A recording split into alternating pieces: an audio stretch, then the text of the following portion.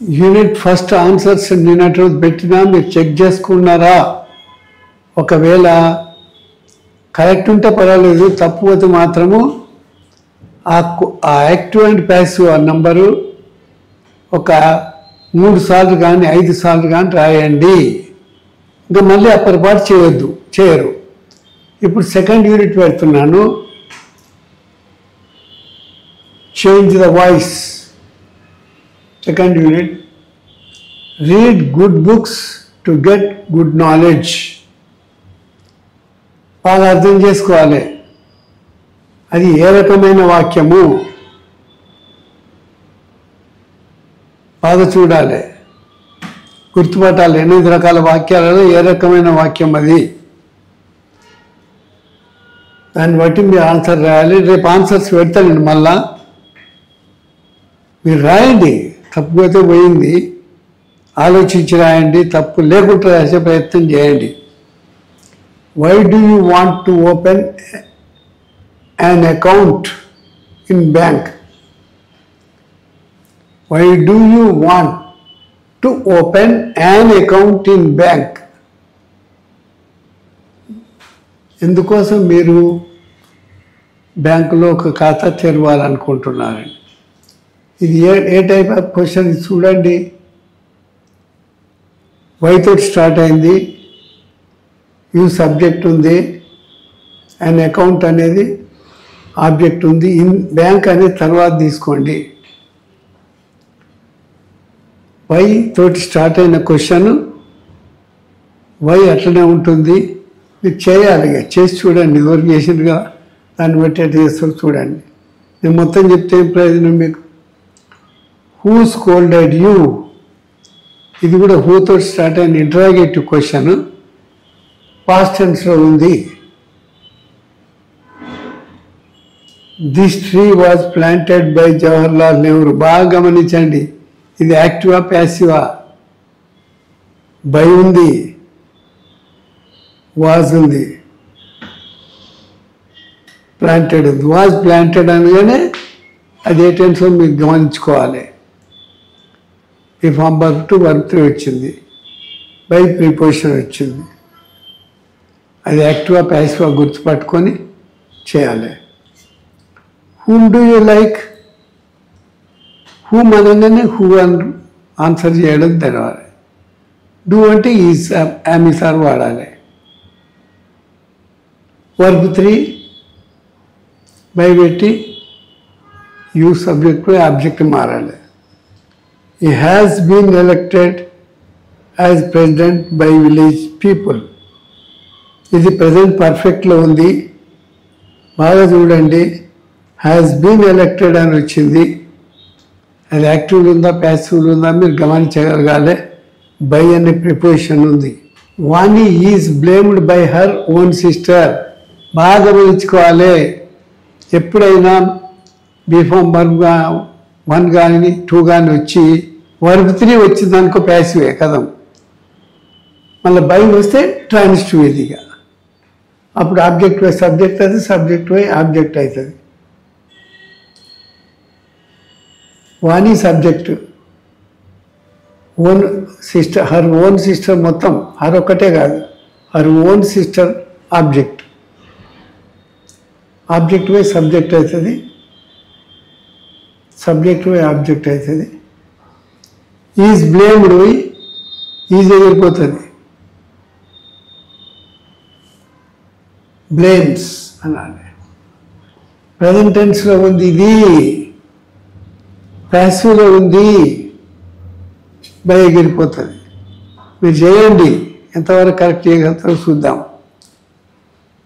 ఈ had proved his knowledge, past పర్ఫెక్ట్లో ఉంది, బాగా చూసుకోండి. హ్యాడ్ ప్రూవ్డ్ అన్నాడు కాబట్టి. Anumula Revanth Reddy is proving his wisdom as CM. ఒక్కొక్కటి సాధించుకుంటూ వస్తున్నాడు అన్నమాట. తన తెలివి నిరూపిస్తూ ఉన్నాడు. నేను చేస్తాడని అనుకోరు, కింద వాడి మీద కూడా ఒక్కొక్కటి ఇచ్చుకుంటూ వస్తున్నాడు, అందరినీ కలిపిపోతున్నాడు. Anumula Revanth Reddy subject, is proving అనేది ఏ టెన్స్లో ఉంది చూడండి. హిజ్ విజ్డమ్ ఇంతవరకు ఆబ్జెక్ట్, యాజ్ సీఎం తర్వాత రాసుకోవచ్చు. Many pro supporters of Jagan ఇంతవరకు సబ్జెక్టే. టుక్ బ్యాక్ ఇది వర్బ్ టు ఉంది. దేర్ సపోర్ట్ అనేది ఆబ్జెక్ట్. ఆబ్జెక్ట్ వై సబ్జెక్ట్ అయితే సబ్జెక్ట్ వై ఆబ్జెక్ట్ అయింది. అది ఏ టెన్స్లో ఉందో చూడాలి. YS death seems a mystery. ఇప్పటికి కూడా వైఎస్ ఎట్లా చనిపోయిండు ఇంకా ఎవరికి అంతుపట్టకుంటున్నది అన్నమాట. Swapna sang good songs. Sing sang sung ఏ టెన్స్లో ఉందో చూడండి. సబ్జెక్ట్ ఉందా, వెర్బ్ ఏ టెన్స్ ఉంది, ఆబ్జెక్ట్ ఉందా. ఆబ్జెక్ట్ ఉంటే ట్రాన్సిటివ్, ఆబ్జెక్ట్ ఉంటే సబ్జెక్ట్ అయితే సబ్జెక్ట్ ఆబ్జెక్ట్ అయితే. ఆబ్జెక్టే లేదనుకో అప్పుడు సబ్జెక్ట్కే ప్యాసివ్ వర్బ్ ఫామ్ కలపాలి. ప్యాసివ్ వర్బ్ ఫామ్ అందుకోసం నేను టెన్స్ టేబుల్ నేర్పించినప్పుడు వర్బ్ ఫామ్ ఇంట్రాన్సిటివ్ ట్రాన్సిటివ్ అని నేర్పింది. అందుకే బాగా గమనించుకోండి. Next, I had seen Taj Mahal in 1997. 1947లో నేను తాజ్మహల్ చూశాను. చూసి ఉంటిని అన్నమాట, చూశాను కూడా కాదు. సబ్జెక్ట్ ఉంది, తాజ్మహల్ ఆబ్జెక్ట్ ఉంది, పాస్ట్ పర్ఫెక్ట్లో ఉంది.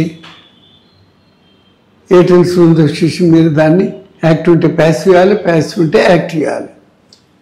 Wear did he catch the ball. Where, when, why తోటి వచ్చినాయి ఎట్లా మారుతాయో మీకు చెప్పాను. బాగా చేయండి. తప్పుపోతమైంది నేను కరెక్ట్ ఆన్సర్స్ ఇస్తాను. అరే ఏమాది ఈ పొరపాటు ఎట్లా చేసినాము అని కరెక్ట్ చేసుకొని దానికి అలవాటు పడాలి. When does he right the poem. Does అని వచ్చింది, థర్డ్ పర్సన్ వస్తే డస్ వాడతాము. హీ అనే థర్డ్ పర్సన్ వచ్చింది కాబట్టి డస్ వాడినరు. అంటే ప్రజెంట్ టెన్స్లో ఉందన్నమాట ఈ పోయం ఆబ్జెక్ట్. మార్చండి. Anil was selected by them group leader. Anil subject, was B2 selected verb 3 by preposition them object. ఎన్లో ఉన్నది అది యాక్టివ్ ఉందా ప్యాసివ్ ఉందా. ప్యాసివ్ ఉంటే ఆబ్జెక్ట్ వై సబ్జెక్ట్ అవుతుంది. ఆ చేంజెస్ చేసి చూసుకోండి. డ్రైవ్ అది ఏ రకమైన వాక్యం. ఆబ్జెక్ట్ ఉంటేనేమో ఆర్డర్, ఆబ్జెక్ట్ లేకపోతే command. Request, please could you అని ఉంటే రిక్వెస్ట్. అడ్వైజర్ సలహా ఇచ్చే వాక్యాన్ని గుర్తుపట్టుకోరావాలి. ఇది ఏ రకమైన వాక్యం గుర్తుపట్టి జవాబు చేయండి. Right the test. ఇలా ఆబ్జెక్ట్ ఉంది, వర్బంతో స్టార్ట్ అయింది. పైది కూడా వర్బనే. 4 రకాల వాక్యాలు ఉంటాయని చెప్పిన నేను పర్సన్ తోటి వచ్చేవి. యూ డ్రైవ్ అన్నమాట, అది యూ రైట్ ది టెస్ట్ అన్నమాట. You have to change in to active ఉంటే ప్యాసివ్ అండ్ ప్యాసివ్ ఉంటే active and. Next, when will he learn English. Who is elected by them MLA. MLA అనేది చివరిలో రాసుకో, తర్వాత రాసుకో చేంజ్ చేసినాక మొట్టమొదటి.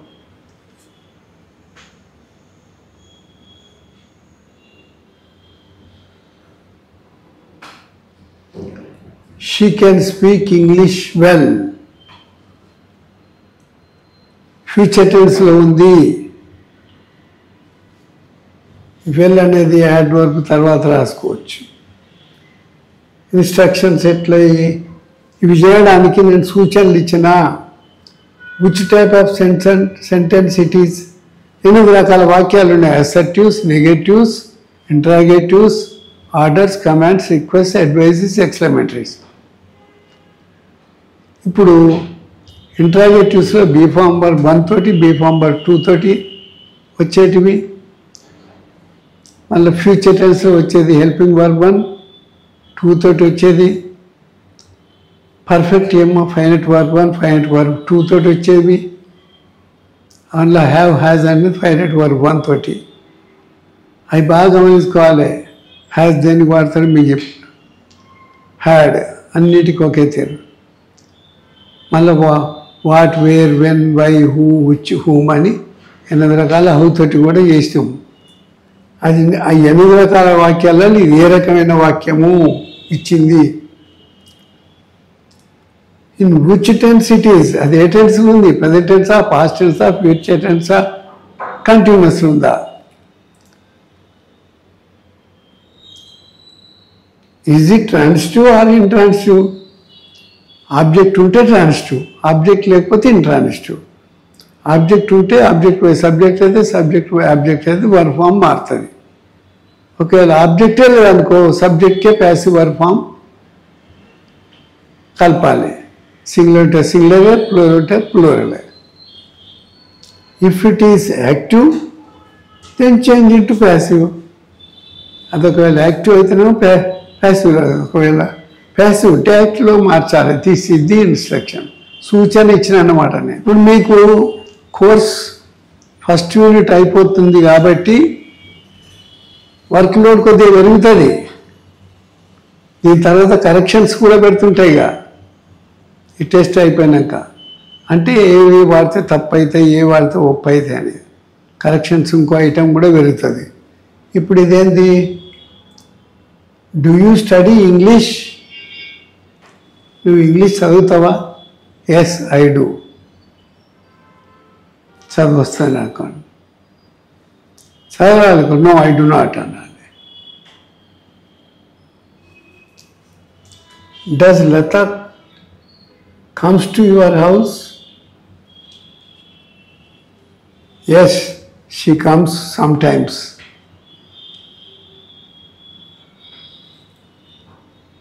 లత మీ ఇంటికి వస్తుందా అంటే అప్పుడప్పుడు వస్తుంది. Is this the book you are looking for? ఈ పుస్తకమేనా నువ్వు వెతికేది? ఎస్ ఇట్ ఈస్, ఇదే పుస్తకం. కానీ వెతుకుతున్నాను పుస్తకాలు, నీకు అవపడ్డది ఈ పుస్తకమే నన్ను వెతికానంటే ఎస్ ఇట్ ఈస్ అని. Are you not going to market now? మీరు ఇప్పుడు బజార్కి పోదలేరా? నో ఐఎమ్ నాట్, ఇప్పుడు పోవటం లేదు. పోతున్నాను అనుకో yes I'm going. Have you return any letter to Radha? ఇప్పుడు రాస్తేనే అనాలి అది. Have you return a letter to రాధకు ఉత్తరం రాసినవా? రాసి ఉన్నావా? ఇప్పుడు రాస్తే అనాలి ఆ మాట. లేకపోతే did you write a letter అనాలి. Do you write a letter రాస్తావా అన్నట్టు. ఇక్కడ హ్యావ్ యూ అని వాడేది, ఇప్పుడు రాస్తేనే అనాలి. Yes I have. Has she reply to your letter? ఆమె నీకు ప్రశ్నకు జవాబు ఇచ్చిందా నీ లెటర్కు? నో షీ హాజ్ నాట్, ఇవ్వలేదు. What have you been doing since morning? ఉదయం నుంచి నువ్వు ఏం చేస్తున్నావు, మీరు ఏం చేస్తుండ్రు అని. I have been reading this book. I have been reading, చదువుతూనే ఉన్నాను ఉదయం నుంచి, చాలా ఇంట్రెస్టింగ్ ఉంది కాబట్టి ఇడిచిపెట్టకుండా చదువుతూనే ఉంది అన్నమాట. Yes next, this is GK. చూడండి ఆన్సర్స్ వరుసగా రాస్తే మీకు బయోడేటా అయిపోతుంది. Who is your the best friend? నీకు అందరికంటే ఇష్టమైన స్నేహితుడు ఎవరు? అత్యంత ప్రియమైన స్నేహితుడు ఎవరు? Who is your first teacher? మీకు అక్షరాలు పెట్టి ఇచ్చిన టీచర్ ఎవరు? ఏబిసిడీలు టీచర్. తెలుగు మీడియం వాళ్ళకైతే వాళ్ళని పలకం మీద పెట్టించి దిద్దిపిస్తారు. ఆ టీచర్ ఎవరు? ఆయన మర్చిపోవద్దు అన్నమాట ఎవరు కూడా. ఫస్ట్ మనం బళ్ళు పోయినాక వాళ్ళు పెట్టించిన టీచర్ నేనైతే మర్చిపోలే. మాకు శేషయ్య గారు అన్నట్టు ఆయన చాలా ఓపికతోటి పక్క కూర్చుని పెట్టుకొని అక్షరాలు పెట్టించిండు.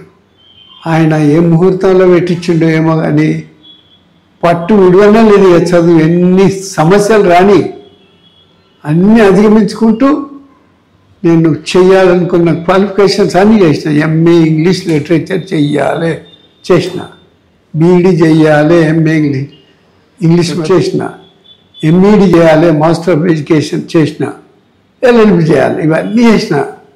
ఆ ఉపాధ్యాయుని యొక్క ఆశీస్సులు అని నేను అనుకుంటా.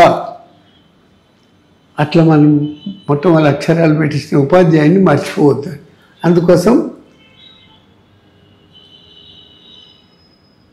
Who is your first teacher, మీకు మొదట ఉపాధ్యాయుడు ఎవరు? Who taught you English in SSC, మీరు ఒకవేళ ఎస్ఎస్సి వరకు చదివితే ఎవరు మీకు ఎస్ఎస్సిలో ఆంగ్లం బోధించినారు? ఆయన మంచిగా బోధించినా, ఎట్లా బోధించినా బోధించిన టీచర్ ఎవరని. మాకు మాత్రము జీడి సంజీవరావు అనేటి ఆయన చాలా చక్కటి టీచర్, నోబుల్ టీచర్ అన్నమాట. ఆయన ఎఫెక్ట్ నా మీదనే కాదు, మొత్తం క్లాస్ మీద పడ్డది. 48 మెంబర్స్ ఉంటే ఎవ్వరు కూడా ఇంగ్లీష్లో ఫెయిల్ కాలే, ఎవ్వరు కూడా థర్డ్ క్లాస్ మార్క్స్ రాలే, ఎవరు సెకండ్ క్లాస్ మార్క్స్ వచ్చినాయి అందరికీ. అంత చక్కటి టీచర్ ఆయన. ఒక్క పాఠం చెప్పేటప్పుడు ఎప్పుడు ఒక్క తెలుగు పదం వాడకపోయేది. కానీ ఒకరోజు ముందు, వాళ్ళ రోజుల ముందే కాబోయే పాఠం యొక్క పదాలన్నిటికీ ఇంగ్లీష్ తెలుగు మీనింగ్ ఇచ్చేది. అవి ఇంటి దగ్గర డైలీ 10, ఈచ్ వన్ 6 times రాయమనేది ఆ మీనింగ్స్. అందరికీ ఆ పాఠం చెప్పేటప్పుడు ఆ మీనింగ్స్ అన్నీ వచ్చి తెలుగు మదర్ టంగ్లో కూడా వచ్చి కాబట్టి use to teach English to English. So your last class SSC వరకు చదవలేనుకో, 8th, 9th, 7th ఇడిచిపెట్టినావు అనుకో, అప్పుడు ఎవరు ఇంగ్లీష్ చెప్పారు? నువ్వు యువర్ లాస్ట్ క్లాస్ లేదా నువ్వు చదివిన చివరి తరగతిలో ఆంగ్లం బోధించిన వారు ఎవరు? లాస్ట్ నువ్వు 8th, 7th డిస్కంటిన్యూ చేస్తే లాస్ట్లో ఎవరు చెప్పారు? మంచి which is your interesting subject? ప్రతి మనిషికి ఒక్కొక్కరికి ఇంట్రెస్టింగ్ సబ్జెక్ట్ ఉంటుంది. Up to 9th class I was interested in Telugu. 10th కూర్చాక కూడా 10thలో తెలుగు మీద ఇంట్రెస్ట్ ఉండే. బట్ వైల్ జీడి Sanjeeva Rao sir entered in to 10th class as English teacher, my whole diversion was turn towards English subject. చాలా మంచి interest teacher అట్లా మార్చేస్తుండే, మార్చుకున్నాను ఆ subject. నా ఇంట్రెస్టే ఇంగ్లీష్ అయిపోయింది కదా. What do you want to become? మీరు ఏం కావాలనుకుంటున్నారు అంటే ఏ పోస్ట్ చేయాలనుకుంటున్నారు, ఏ పని చేయాలనుకుంటున్నారు? ఇప్పుడు prepositions compete with a person or thing అంటే ఒక వ్యక్తితో కానీ ఒక వస్తువు కొరకు కానీ పోటీ పడడం అన్నమాట. Sardar Vallabhbhai Patel competed with Jawaharlal Nehru for PM post. ఇద్దరు గొప్ప నాయకులే. జవహర్లాల్ నెహ్రూ అంటే గాంధీకి చాలా ఇష్టం. ఎందుకంటే బాగా సంపన్న కుటుంబం నుంచి వచ్చిన వాడు, బాగా డబ్బులు ఖర్చు పెట్టిండు. సర్దార్ వల్లభాయ్ పటేల్ స్వాతంత్రం కోసం పోరాటం చేసిండు. కానీ గాంధీ అతను ప్రిఫర్ చేసి ఇతనికి హోమ్ మినిస్టర్ ఇచ్చి ఆయన ప్రధానికి ఇచ్చిండు అనమాట. పోటీ పడ్డా అట్లా. Sardar Vallabhbhai Patel competed with Jawaharlal Nehru. ఒకే వాక్యం వచ్చింది కాబట్టి మనుషులకైనా విత్ వాడినాం. For PM post, prime minister post కోసం. Sindhu compete with Chinese player for Olympics badminton badmintons winner prize. Sindhu బ్యాడ్మింటన్లో ఆడి లాస్ట్లో ఒకసారి చైనా ప్లేయర్ తోటి ఓడిపోయింది. ఆమె 1-2 పాయింట్స్లో పోయింది అంతే. Complaint of a person or thing. ఒక వ్యక్తిపై అభియోగం చేయు. ఒక వస్తువు కొరకు ప్రయత్నించడం గూర్చి కూడా తెలియజేయడం. Lady players complained about male coachers for misbehaviour. Coaching ఇచ్చే ఆట కోచర్స్ ఉంటారు కదా, వాళ్ళు ప్రవర్తన నచ్చక ఒకసారి మొత్తము లేడీ ప్లేయర్స్ అంతా ధర్నా చేసిండ్రు. ఆ స్థితికి వచ్చిందనమాట. అప్పుడు కమిటీ వాళ్ళు బాగా ఆలోచించి మీకు న్యాయం చేస్తామని చెప్పి ఎవరైతే ఈ మాదిరిగా మిస్బిహేవియర్ చేసిండ్రో వాళ్ళని పక్కకు పెట్టి మంచి వాళ్ళని పెట్టుకున్నట్ల. లేడీ ప్లేయర్స్ కంప్లైన్డ్ అంటే అభియోగం చేసిండ్రు అబౌట్ మేల్ కోచెస్, మగ శిక్షకులు, ఫర్ మిస్బిహేవియర్, ప్రవర్తన మంచిగా లేకపోతే ఆ లేడీస్ కంప్లైంట్ చేసిండ్రు బోర్డుకు. ఈడియం నానుడి. కీప్ అవే అంటే దూరంగా ఉండడం. టు బీ అబ్సెంట్ ఫ్రమ్, ఒక విధి నిర్వహణకు దూరంగా ఉండు. Sai Krishna keeps away from classes so that he cannot complete the course in time. Sai Krishna తరగతులకు సరిగా రాడు. ఇవాళ వస్తే రేపు వచ్చేది నమ్మకం ఉండదు, ఎల్లుండి వస్తే మళ్ళీ 2 రోజులు రాడు. మరి కోర్స్ అయితేనే ఉంటుంది. ఒక్కరి కోసం ఆపరు కదా. డజన్ మంది ఉంటే డజన్ మంది ఒక్కరి కోసం 11 మంది క్లాస్ చెప్పుకుంటూ పోతూనే ఉంటాం. నాకు చెప్పు సార్ అంటే కూర్చో అక్కడ అంటారు. ఒక బ్యాచ్ అయిపోయినా ఇంకొక బ్యాచ్ అయిపోయినా అట్లనే వస్తుంటే you have paid the fee and that time is up, you have to pay again fee అంటారు అన్నమాట. సాయి కృష్ణ తరగతులకు సరిగా రాడు, అందువల్ల సకాలంలో కోర్సు పూర్తి చేయలేకపోయాడు అని.